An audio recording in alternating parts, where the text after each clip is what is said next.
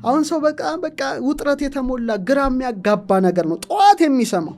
በሰው ታሪክ ትጀምራለህ፣ በማን አክተር በማን ዜና በማያገባህ ሩቅ ዓለም ሄደ። ስለዚህ እሱ ግራ ተጋብቶ አንተንም ግራ ያጋባሃል፣ እሱ ተረብሾ አንተንም ይረብሻል። በጣም ጮክ በማለትና በሚረብሽ ድምፅ ቀንህን አለመጀመር እና ለሰው በጎ መመኘት፣ ለሰው መጸለይ ለአንተ የሚያበረከት እንዲያድርብ ያደርጋል፣ ይተርፋል። ራስ ዛሬ ለእኔ ፈቃድ ምንድን ነው ብላን አንጠይቅ። ግን ሌላው ተጠዋቱን በጥብጦ የተነሳ ሰው ቀንን ሁሉ ሲበጠብጠው ይውላል። ስልካቸው አይሁን ጌታቸው፣ መጀመሪያው ጌታቸው እግዚአብሔር መሆን አለበት። ስልክ ከእግዚአብሔር ጋር አስቀድመ እንዳንገናኝ ያደርጋል። በጣም ትልቁና ክፉ ነገር ያ ነው። ስልክን በያዝንበት ቁጥር ትኩረታችን ከመለኮታዊ ወደ ዲጂታል አምላኩን ሳያመሰግን እንዴት ሌላ እንትን ይዛል? ያነቃውን አምላክ በጣም ትልቅ እና ደግሞ በዛው ልክ ያማረራል እኮ ትልቅ ቅዱስ እንደሆነ ሆኖ ያኩተመተማል ያ ሰው በራሱ ወጥመድ ውስጥ ገብቶ ማለት ነው። ስለዚህ ሰው ቅድም እንዳልከው በሌሎች አስተያየት አይደል ስለ ሌሎች አስብ ስትገልጽ ሌላ ዜና ሌላ ምናምን፣ ስለዚህ የራስ ጊዜ የለምና መጀመሪያ ማለት ግን ጌታ ሆይ ዛሬ ለኔ ፈቃድ ምንድነው ብላን አንጠይቅ። በሰው ታሪክ ትጀምራለህ፣ በማን አክተር በማን ዜና በማያገባህ ሩቅ ዓለም ሄደ። ግን ለአንተ እግዚአብሔር ዛሬ ያዘጋጀው ምንድነው አልጠየቅከው። አንተ ዲጂታሉ ዓለም ነህ እንጂ መንፈሳዊ ዓለም ውስጥ የለምና አጎንብሰህ ትውላለህ። ቀና ማለት አትችልም። ቀና ሙሉ አሁን በቃ ድሮ ወደ ሰማይ ሰው የሚያይበት ጊዜ ነበር። አሁን ግን ጎንብሶ ቲክቶኩ ሜኑ ፈዞ አንዳንዱ እዛው አልጋ ውስጥ ይቀልጣል። አንዳንዱ በጣም ብዙ ነው እንጂ እዛው ሳይነቃ እዛው በቃ እንትን ሲል አንድ ወዳጅ ያለኝና ባዝሩም ገብቻ ያለ ሳላቀው 3 ሰዓት ቁጭ ብዬ እያየዋለ እንደዚህ እና ሰው እንግዲህ አጎንብሶ እንደዚህ ይውላል እና ቀና ስልክ ወደ ሰማይም እንዳናንጋጥጥ አድርጎናል። ወደ መለኮታዊ ጸጋ ወደ ስጦታው ሰው በቃ በሰው ዜና በሰው ህይወት የራሱን ሳይኖር ይሞታል። ይሄ ሰውና ጥቅም የለውም። ይሄው ታሪክ የለውም። በሰው ታሪክ ነው የኖረው። ገሊት ምን በላች እኔ ምን አገባኝ ምን ይመለከተኛል? አሁን መጀመሪያ ራስህን ነው ኤነርጂ ነው። ተፈጥሯዊ የነርቭ ስርዓታችን ይዛባል። በቃ ጭንቀት ነው የመጀመሪያው እንትን ስልክ ጭንቀት ነው የሚመጣበት። የቸኩል ምናምን ፍጠን ብረር የሆነ የተረባ አሁን ደግሞ ቲክቶኩን ተመልከተ ስለሆነ ምንም የምትይዘው ነገር የለም። አይምሮ ይዛባል። ከአንዱ ውጥረት ወደ ሌላ ውጥረት፣ ከአንዱ ውጥረት ወደ ሌላ ውጥረት በቃ ተወጥረቱ ላለ ይሄ በጣም እንደው ስልካችንን ማራቅ ብንችል ለራስ ጉዳይ ነው። ከዛ 6ኛው ከስልክ ምናምን ከተለየ በኋላ አልጋ ውስጥ አየን፣ ከአልጋ ወረድን፣ መጋረጃ ከፈት፣ ፀሐይ ፊታችን ታጥበን ጠዋታችንን በምስጋና መጀመር። ይሄ እንግዲህ ደስ ይላል። እቺ ትንሽ ብዙም ባልልም ሁላችንም የምናውቀው 7 መቅረዞች አሉ አይደለ? እንዲህ ብለህ ስትጸልይ 1 2 3 4 5 6 ከዛ አንገትህ አለ 7 በቃ መቅረዝን አምላክን በማመስገን መጀመር። ቀን ዘርግተህ እጅህን በጣም ደስ የሚል መብራትን አብርተህ ጧፍን ሻማህን አብርተህ ባለህ እምነት አላቅም ብቻ አምላክን በማመስገን ቀንህን መጀመር። ለምሳሌ ባል ሚስት ልጆች ካሉ ምንድነው ጠዋት ወደ ምግብ የሚሄዱት አምላካቸውን ሰብሰብ ብለው ባል ሚስት ልጆች እንዲህ የጸሎት ቤት ሁሉም የራሱ አንድ የጸሎት ቤት ሊኖረው ይገባል። ሰብሰብ ብለው ነው በሰላም ስላሳደራቸው አምላካቸውን በምስጋና ማድረግ። ውሃ አቅርበው ነው ወደ ምግብ ከመገባት ብለው ጠጥተው ነው በቃ የሆነ ኃይል ሞልቶ ነው የምትወጣው። ስለዚህ በምስጋና መጀመር። እውነት ለመናገር ብዙዎቻችን ስልኩ ነው የሚቀድመው። በጣም በልጧል። ሁለተኛው ጌታ ሆኗል ማለት ነው። ሰው ለገንዘብና ለእግዚአብሔርና አሁን ይሄኛው ተለውጦ የዲጂታሉ ጌታ ሆኗል። ሆን ብለው እንዳረጉ ታውቃለህ። አንድ ሁክድ የሚል መጽሐፍ አንብቤ ነበር ድሮና ይህንን መጽሐፍ የሰሩ ሰዎች ለምሳሌ ቲክቶክን ፌስቡክን የፈጠሩ ሰዎች የኛን ባህሪ አጥንተው ነው ሱስ ነው ያደረጉብን። አሁን ሊትራሊ ስልክ ከኮሙኒኬሽን ዲቫይስነት አልፎ ልክ እንደ ሲጋራ እንደ ጫት እንደ መጠጥ ሱስ ሆኗል። ሰዎች አላስተዋሉትም እንጂ ሱስ ሆኗል። እንዲሁም አንድ ሰውዬ ሰዎች እንዲህ ብሎ ሲጠቀሙ ስልካቸውን ወስዶባቸው ሲያሳይ ኤሌ ውስጥ ዞምቢዎቹ አሉ አይደለ እንደዚህ ብሎ ምናምን የቀሩት የሆነ ድራግ አዲክት ሆኖ ምናምን ነገር ልክ እንደዛ ይመስል የሰው ልጅን የውስጥ ፍላጎት አጠኑና ከዛ ጋር አብሮ የሚሄድ ነው እዛ ስልኮቹ ላይ ያስቀመጡት ማለት ነው። ስለዚህ ሰው ጠዋት ሲነሳ አእምሮ ስልክ ውስጥ የሆነ የሚያድነው ነገር ያለ ይመስለዋል። የሆነ ልዩ ኢንፎርሜሽን ያለ ይመስለዋል። ስክሮል ቢያደርግ ምንም ነገር የለም። ምንም ነገር እንደተባለው ሁሉ ነገር ያለው ፈጣሪያችን አምላካችን ጋር ነው። የሱን ፈቃድ ጠይቀን ውስጣችንን አረጋግተን ብንጀምር ስልክ ኖቲፊኬሽን ቼክ አድርገን ከምንጀምረው በጣም የተሻለ ቀን ይኖረናል። አባቶቻችን እንደዛ ነው። ቀንህን ለማሳመር ነው። በጣም ለራስህ ስትል ነው። አጨፍግገህም መዋል ትችላለህ፣ አሳምረህም መዋል ትችላለህ። እኔ ራሴ ብዙ ጊዜ አንዳንድ ጉዳዮች የግዴታ ስላሉብኝ ስላለው እና ያመኛል ይሄ ጣቶቼ ምናምን። ምክንያቱም ጨረራ አለው ነው ስክሪኑን በነካ ቁጥር የሚገቡ እንትኖች አሉ ፕሮቶኑ አብሶሉትሊ። እና ይሄ ግዴታ ምንድነው ግራውንዲንግ ነው የምጠቀመው የግዴታ አፍሻዋ ውስጥ እጄን ቢያንስ ይህን መርዝ ማውጣት አለብኝ። እጄ ይታመማል። ጠጠር ምናምን እንደዚህ ልጆች እንደምንቅልብሎች እንደሚጫወቱት አይነት እንደዚህ ግንድም የግዴታ ነው። አሊያ ግን ይሄ ነገሮቹ ሊዛቡ ነው ማለት ነው። ስለዚህ በጣም እና ጠዋታችንን በምስጋና አለመጀመር ቀናችን የተረበሸ ነው የሚያደርገው። በጣም የተረበሸ ያደርጓል። እና ጊዜም ባርከው አሁን አንዳንድ ሰዎች ወይኔ ጊዜ ያጠረብኝ የሚሉ ሰማሁ። እንዴት ጊዜ ያጥራል? በጣም የተትረፈረፈ እኮ ጊዜ ነው ያለን። በጣም በጣም በጣም እና አንዳንድ ሰው እንዴት 30 መጽሐፍት ጻፍ ካለ በቃ የኔ ጊዜና የሱ ጊዜ አንድ አይደለም። የሱ 24 ሰዓትና የኔ 24 ሰዓት አንድ አይደለም። ለምን ጠዋት ስትነሳ አልፋ እግዚአብሔር ሆይ ጊዜን ባርከው ብዬ ነው መጀመሪያ ያለብኝ። በቃ ጊዜን ባርከው፣ አካባቢን ባርከው፣ ማገኛቸውን ወዳጆችን ሁሉ ባርካቸው፣ ምወጣበት ምገባበት ሁሉ ባንተ ሰላም፣ ባንተ ብርሃን፣ ባንተ ፍቅር ብቻ የተመላ ይሁን ብለህ ትወጣለህ። ይባርከዋል አምላክ። አንኳኩ ይከፈትላቸዋል። እና ምጸልየው ለራስ ብቻ አይደለም፣ ለአካባቢ፣ ለጓደኞች፣ ለመስሪያ ቤት። አሁን አንተ ማን ያዘዋል ፖድካስት ነህ፣ እዚህ ልትቀርስ ትመጻለህ ነው። ጠዋት ስትነሳ ለሚቀርጹት ለአስተናጋጆች ጸልየህ መውጣት አለብህ ማለት ነው። ግዴታ ነው።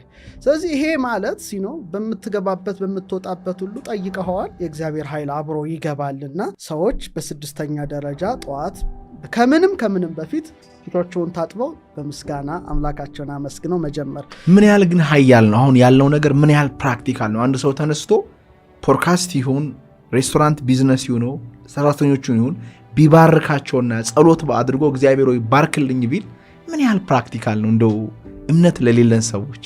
ምንም ነው። አሁን እኮ ምግብን በማየት አታውቀውም፣ በመቅመስ ነው። ስላየው ምን ሊሰጥ አይችልም። ብርቱካኑ ይምራል ይጣፍጥ በመቅመስ ነው። መንፈሳዊ ልምምዶች እኮ በመተግበር እንጂ ዝም ብሎ እንደ እውቀት እንደ ማለግ አትችልም። ስለዚህ ብትጸልይ አንተም ጥሩ ነው እኮ ምን ይባላል፣ ሰውን ቅባት የሚቀባ ሰው ለራሱ ቅባቱ እጁ ላይ ይቀር የለ። እናት ልጇን ቅባት ብትቀባና ለሰው መጎመመኘት ለሰው መጸለይ ለአንተ የሚያበረከት እንዲያድርብ ያደርጋል። ይተርፋል። ራሳችን ሞክረን እንየው ነው። እኔ እውነት ለማውራት ሰርቶልኛል። እኔ ምንም ነገር ከማድረጌ በፊት እግዚአብሔርን ስጠራው፣ አንዳንዴ ሶም ኮች ማድረግ ሊሆን ይችላል፣ ኮንተንቲም ሊሆን ይችላል። ስጠይቅ አምላኬን ከጠየቁት ካስታወስኩኝ ሲባረክ እኔ በግሌ አይቻለሁ። እና ግን ብርቱካኑን ሰዎቹ ቀምሰው ካላዩት እንደማያውቁትም የሚሰሙንም ሰዎች ካልሞከሩት በስተቀር አይገባቸውምና ባርከው ጸሎት አድርገው አመስግነው ቢጀምሩ ቀናቸው እንዲባረክላቸው እግዚአብሔርን ጠይቀው ይጀምሩት ነው። በቃ ይሄ ምን በቀላል ነገር ነው። ስልካቸው አይሁን ጌታቸው፣ መጀመሪያው ጌታቸው እግዚአብሔር መሆን አለበት። አለያ ግን ሁሉም የዘራውን ነው የሚያጭደው ነው። ሰባተኛ በጣም ጮክ በማለትና በሚረብሽ ድምፅ ቀንህን አለመጀመር። አሁንም እዚህ ውስጥ እስከዚህ ድረስ ስልክ ምናምን የለም፣ ጩኸት ምናምን የለም። ለመሰለ ድምፅ ንዝረት ነው።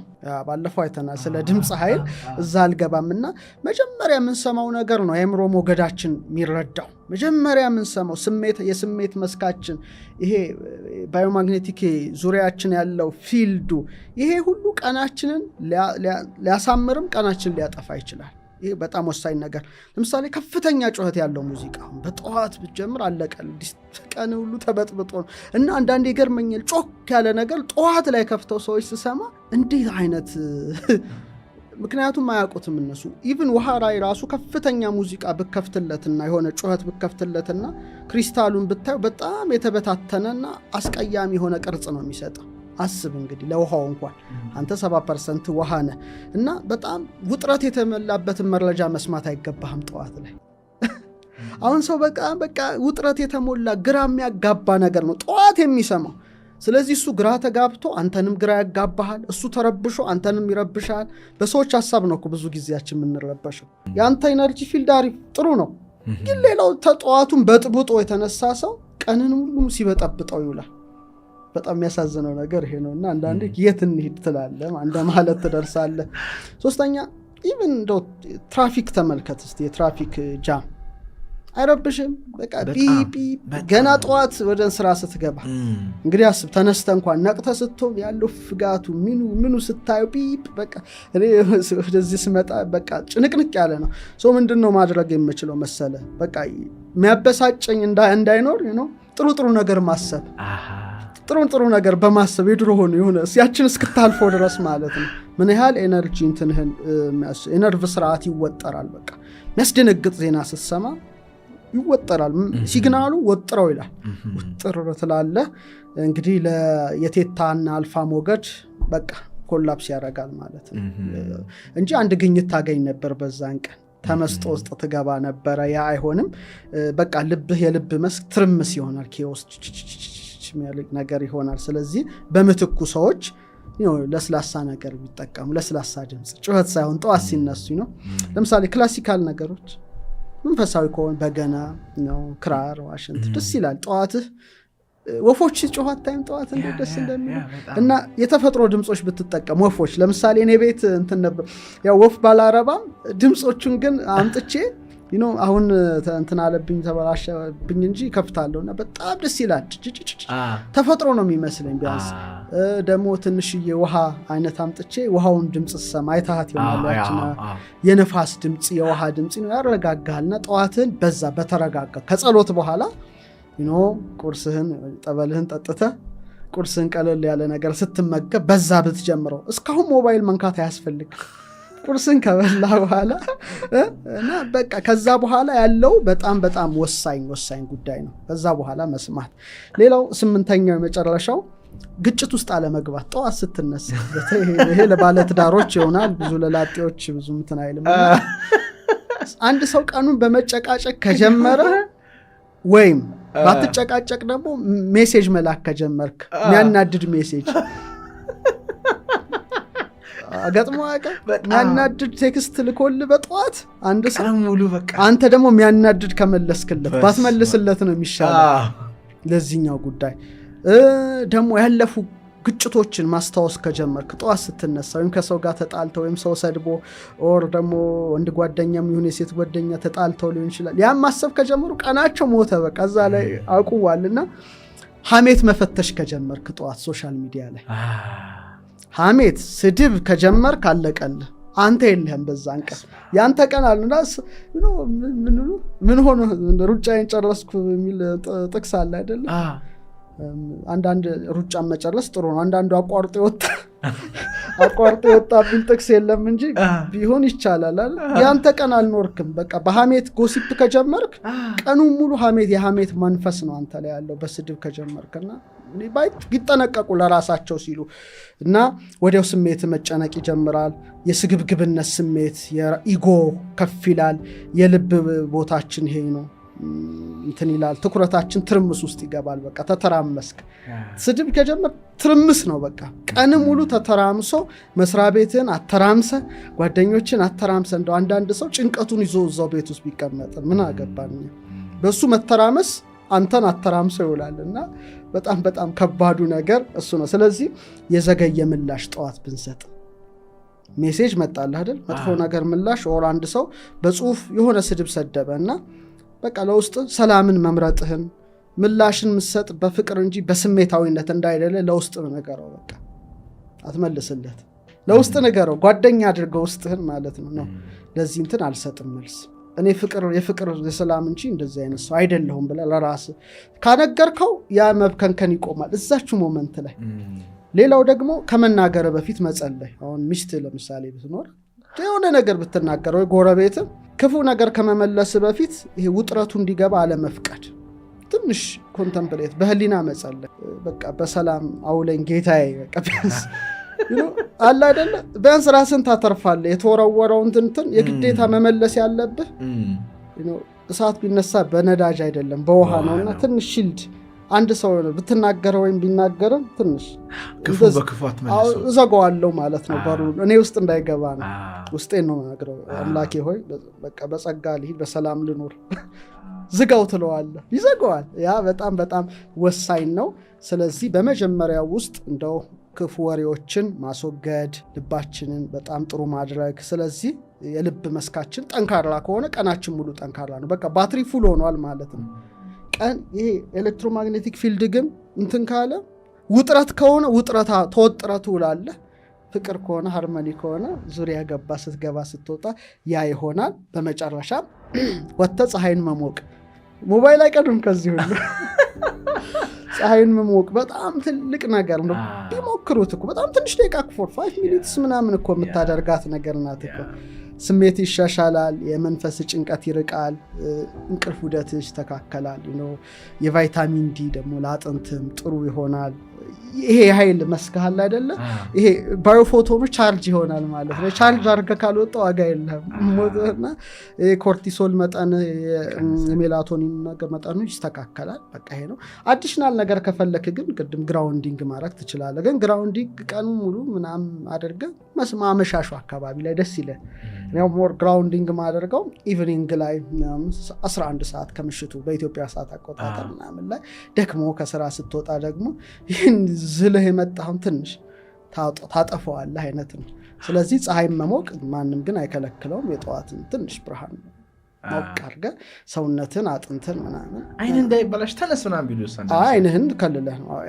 እንትኑ ጨረሩ ዩቪ ሬስ ነው፣ አደገኛ ነው። ግን ጀርባህን ምንም ማስመታት አንተ አይንህን መከለል ችግር። እኔ ደግሞ ሶላር ፊልተር ስላለኝ አልፎ አልፎ እንደዚህ አርጌ ፀሐይን አይቼ ኢንጆይ ማድረግ ደስ ይላል።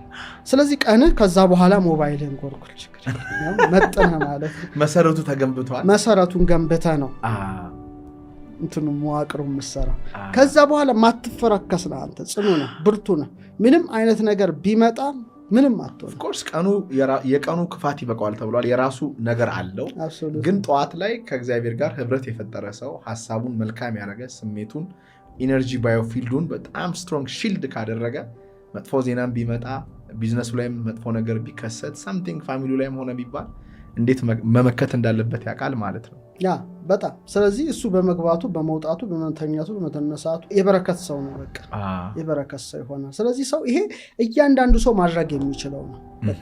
ቀኑን ባትሪ ፉል ሆኖ ቢወጣ ነው። ዛሷ ስለማይሆን ነው ቀኑ ሁሉ የተረበሸ እሱም ረብሾ ሰውንም ረብሾ በቃ ደክሞ ያደክመሃል፣ ዝሎ ያዝልሃል። በቃ አንተን እንትን በቃ ስለዚህ ትንሽ ነገር ያድርግ ይለወጥ ነው ማለት